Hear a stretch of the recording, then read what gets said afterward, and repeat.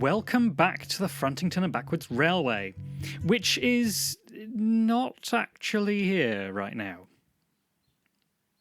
If you watched my previous video from a few months ago, you'll know that I recently moved house, and that meant the entire layout had to be meticulously packed away and dismantled before it could be transported to the new house.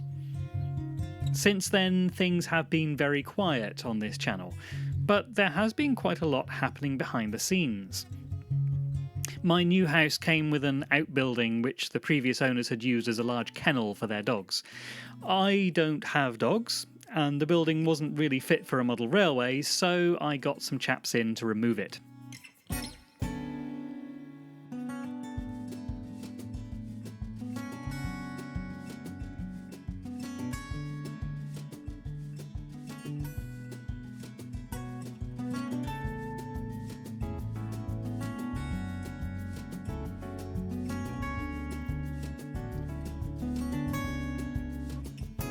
Once the kennel was out, I also got them to lay a new concrete base. Nice and flat and solid, perfect for...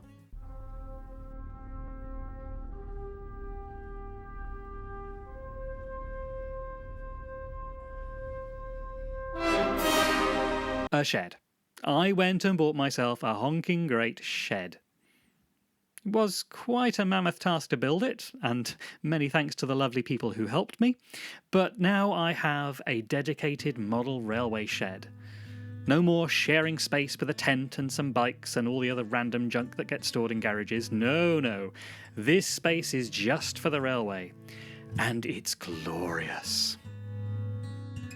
It's 15 feet long and 10 feet wide, or 4.5 meters long and 3 meters wide. Or as long as a piece of string, and as wide as another piece of string. But I'm not quite ready to start playing trains just yet. There's still a lot to do. First on the list is to fill all the holes.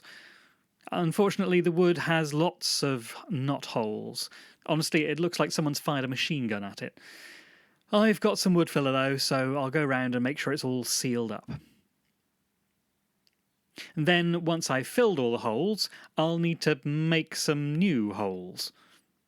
Ventilation is going to be an important part of keeping the temperatures down in summer and preventing moisture build-up, so I'll be installing a couple of vents, one at each end, for optimum airflow. Next, I'll need to paint the shed with a long-lasting protective exterior wood paint.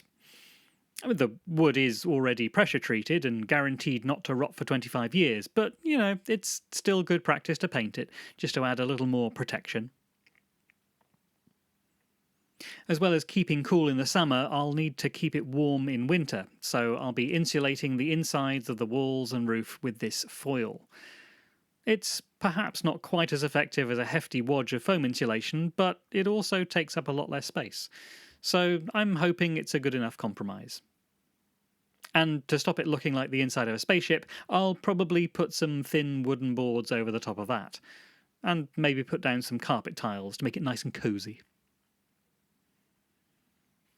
After that, I'll need some power. This isn't something I can do myself, so I'll be getting an electrician in to wire up some plug sockets and lights.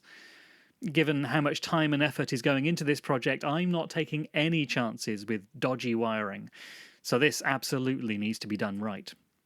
Something else I might consider is adding some guttering to help redirect rainwater to a more sensible place. And then, hopefully, I'll be able to start thinking about installing the railway itself. It feels like it's still a long way off, so in the meantime this channel might become less about model railways and more about sheds, but please bear with me. Hopefully it'll be worth it in the end. And if you have any tips or advice on housing a model railway in a shed, please do leave them in the comments below. That's all from me for this video. Thanks for watching. Like and subscribe if you want to. And tune in next time for more train shed related shenanigans. Bye for now.